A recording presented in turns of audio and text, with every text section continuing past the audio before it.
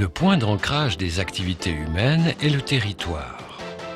Le rôle de l'ingénieur, formé par la section génie rural, environnement et mensuration, consiste à résoudre les problèmes qui touchent la gestion d'un territoire et des écosystèmes qui le composent. Pour cela, l'ingénieur du génie rural doit savoir mesurer et positionner les éléments du territoire, aménager, équiper et construire dans les zones rurales et périurbaines, gérer l'environnement et la durabilité des ressources naturelles que sont les eaux, l'air, les sols et la végétation. Toute activité humaine engendre des impacts sur le territoire et l'environnement.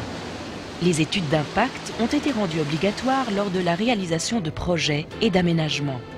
L'ingénieur du génie rural doit donc disposer des compétences requises pour les réaliser. Le Locle est une ville de 11 000 habitants à 916 mètres d'altitude, située au cœur des montagnes neuchâteloises, à 8 km de la Chaux-de-Fonds et seulement 1 km de la frontière française. Les étudiants du département du génie rural ont donc été conviés à venir effectuer leur campagne d'études d'impact au Locle, durant laquelle ils ont traité plusieurs thématiques.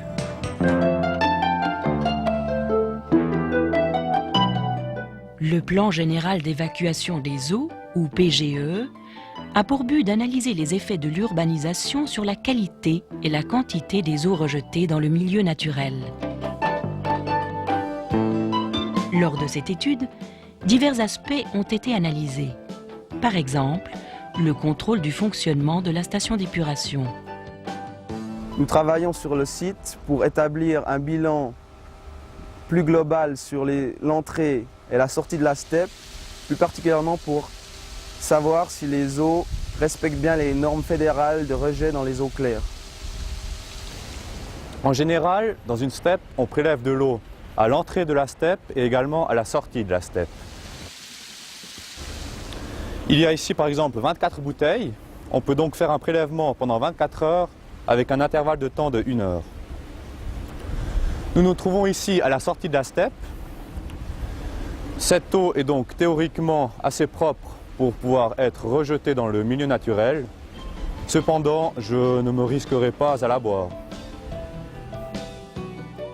Les prélèvements effectués, à la steppe et ailleurs, sont ensuite analysés pour étudier la qualité des eaux.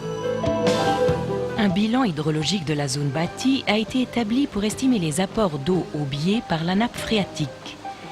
Cet aspect a été réalisé essentiellement à l'aide de mesures de débit en amont et en aval de la ville.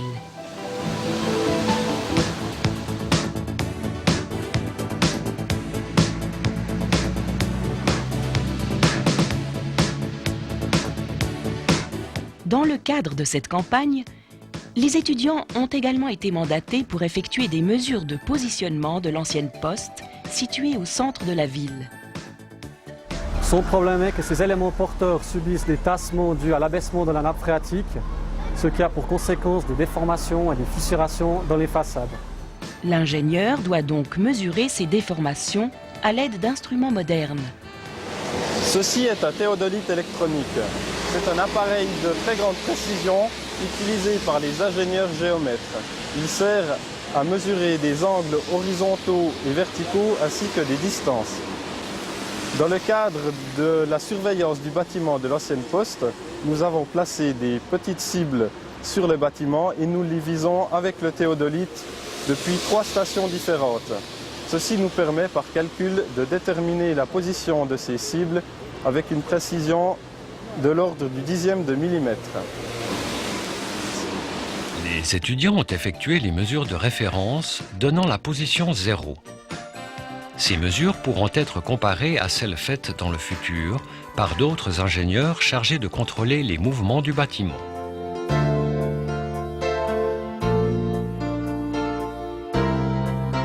Il ne sert à rien de faire des mesures dans l'environnement sans connaître leur localisation dans le territoire. Cette détermination s'effectue grâce aux méthodes de positionnement. La grande nouveauté, certainement depuis 10 ans, c'est ce qu'on appelle le GPS. C'est un système satellitaire mis en place à l'origine par les Américains, les militaires, et que les géomètres utilisent beaucoup aujourd'hui. Dans la zone du Marais, ici, on a déterminé de manière assez précise l'emplacement des sondages pédologiques et des piézomètres. Ces résultats sont après intégrés dans un système d'information du territoire. Ces systèmes, appelés également systèmes d'information à référence spatiale ou systèmes d'information géographique, sont des logiciels destinés à mémoriser, à échanger et à exploiter les informations relatives au territoire.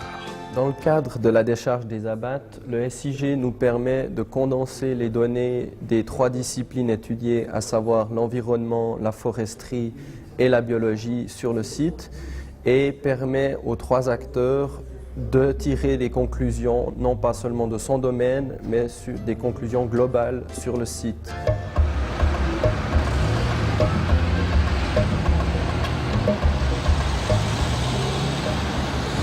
Les principales sources de pollution atmosphérique sont en général le trafic, les industries et les chauffages. Ici, il y a beaucoup de trafic de transit parce qu'on est juste à côté de la France et qu'il y a beaucoup de frontaliers qui viennent travailler et ça génère beaucoup de trafic aux heures de pointe. Alors, nous avons plusieurs buts. Tout d'abord, d'effectuer une mesure ponctuelle de la pollution liée au trafic sur l'axe principal ici du Locle à l'aide de cette station de mesure. Donc cette station de mesure comprend plusieurs analyseurs chimiques. Tout d'abord un analyseur des monoxydes de carbone, des oxydes d'azote, des dioxydes de soufre, de l'ozone et des particules.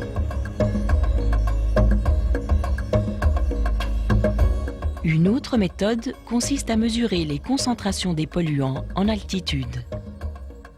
Nous sommes à côté de l'émetteur du DOAS qui est comme un projecteur qui envoie un faisceau de lumière ultraviolet et visible. Nous avons à environ 265 mètres d'ici, au milieu de la ville du Locle, sur une tour, un réflecteur qui renvoie ce faisceau ici. Le faisceau sera par la suite analysé et nous mesurerons l'absorption dans différentes longueurs d'onde. Plus l'absorption sera grande, plus la concentration en polluants sera élevée. Les mesures du DOAS vont nous permettre de faire la comparaison avec les mesures de la remorque pour déterminer la dispersion en altitude des émissions dues au trafic. Ces mesures ont permis d'appliquer un modèle numérique de simulation de la pollution. Ce modèle a permis de comparer la situation actuelle avec celle d'un tunnel de contournement qu'envisage de construire la ville pour détourner le trafic de transit.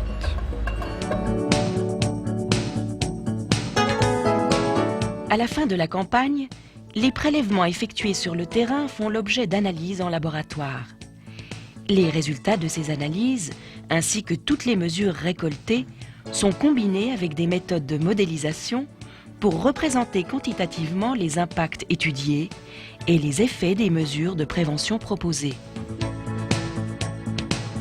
Les conclusions de l'étude d'impact font l'objet d'un rapport transdisciplinaire, discuté et présenté aux autorités compétentes lors d'une séance publique. L'ingénieur du génie rural joue un rôle de médiateur important entre les différents acteurs de la promotion économique et industrielle et ceux de la gestion de l'environnement et du territoire. Cet ingénieur reçoit une formation dans les disciplines de la chimie, la physique et les sciences du vivant, dans les biotechnologies, les sciences de l'eau, du sol et de l'air, dans les méthodes de modélisation et les systèmes de traitement géographique de l'information. De par sa vision pertinente, il contribue au développement durable qui permet de satisfaire les besoins actuels sans compromettre ceux des générations futures.